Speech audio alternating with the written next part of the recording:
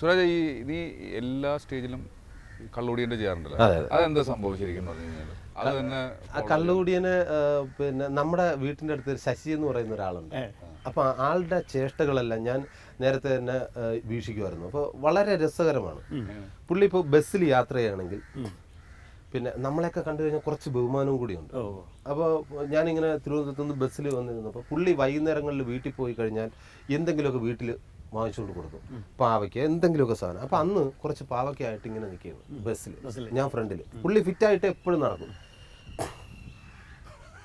ഇങ്ങനെ നിന്നപ്പോൾ എന്നെ കണ്ടപ്പോൾ ഈ ഒരു പാവയ്ക്ക തറയിലായി, വണ്ടി പൊക്കോണ്ടിരിക്കണം, ഒരു പാവയ്ക്ക തറയിൽ ആയിപ്പോയി, ബാക്കിയെല്ലാം കയ്യിരിക്കണം.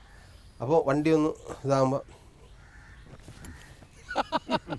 എൻ്റെ മുഖത്ത് നോക്കിയിട്ട്, അതായത് ഇതൊന്നും അല്ല, വീണ്ടും പുള്ളിയുടെ ലക്ഷ്യം ഇതാ,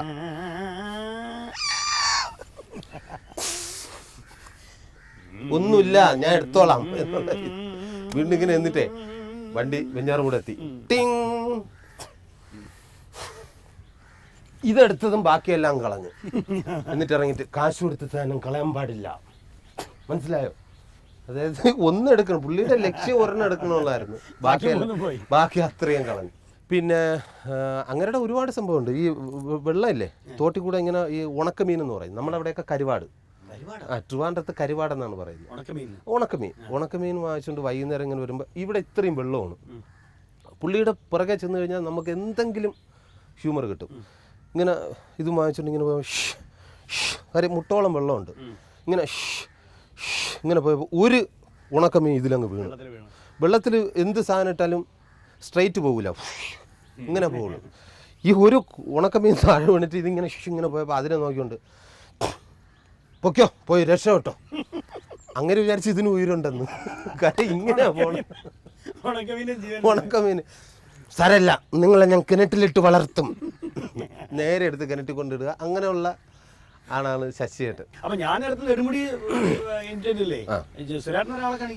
ഞാൻ കോഴിക്കോടിന്റെ തന്നെ, കോഴിക്കോട് മാത്രമല്ല നമ്മുടെ മലയാളികളുടെ അഭിമാനമായി മാറിയ നമ്മുടെ കോഴിക്കോടിന്റെ മറ്റൊരു അഭിമാനം, തിരക്കഥാകൃത്ത്, സംവിധായകൻ എല്ലാവരുമായ രഞ്ജിയേട്ടൻ. ഒരു നല്ല നടനാകണമെങ്കിൽ ജീവിതാനുഭവം വേണം, നിരീക്ഷണ ബോധം വേണം, നമുക്ക് ചുറ്റുമുള്ള ആളുകളെ കഥാപാത്രങ്ങളാക്കി പഠിക്കുവാനുള്ള മനസ്സു വേണം.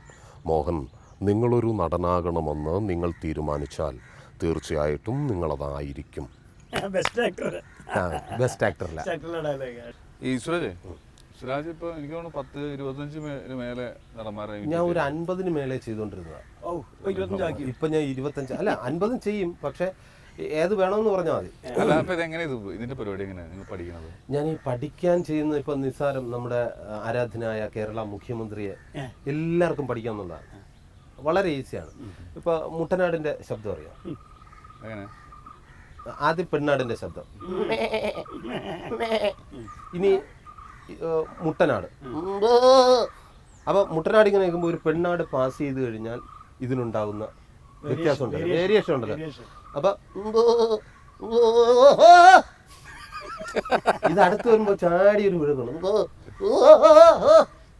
അവിടെ പിടിച്ചു കഴിഞ്ഞാൽ കറക്റ്റ് നമ്മുടെ ഉമ്മൻചാണ്ടി സാറിന്റെ ശബ്ദം കിട്ടുമെന്നാണ് എൻ്റെ നിഗമനം, കണ്ടെത്തലാണ്. ഈ അടുത്ത സമയത്ത് പത്രപ്രവർത്തകർ അദ്ദേഹത്തോട് ചോദിച്ചു, എന്തുകൊണ്ടാണ് വടക്കൻ കേരളത്തിൽ പ്രത്യേകിച്ച് മലപ്പുറം ഭാഗങ്ങളിൽ കൂടുതൽ പ്രാതിനിധ്യം കൊടുക്കുന്നു എന്ന് ചോദിച്ചപ്പോൾ പുള്ളി സിനിമയിലെ കിടിലൻ 2 ഡയലോഗിലൂടെയാണ് മറുപടി പറഞ്ഞത്. അപ്പൊ നേരത്തെ ആട്ടിന്റെ അതിൽ നിന്നു അതുവരെ നമ്മളെത്തി. ശരിക്കും പറഞ്ഞാല് മലപ്പുറം ഭാഗങ്ങൾ, പ്രത്യേകിച്ച് മലപ്പുറം ഭാഗങ്ങളിൽ നിന്നും ഒഴുകി വരുന്ന ഒരുതരം പാതിര കാറ്റുണ്ട്. അതിങ്ങനെ കുഞ്ചാലിക്കുട്ടിയുടെയും കുറച്ച് ലീഗ് മന്ത്രിമാരുടെയും തട്ടത്തിൽ തട്ടി മുടി ഇഴകളിലൂടെ ഇങ്ങനെ ഒഴുകി വരുന്നത് കാണുമ്പോൾ എൻ്റെ പൊന്നു സാറേ, പിന്നെ എനിക്ക് വേറൊന്നും കാണാനേ പറ്റില്ല.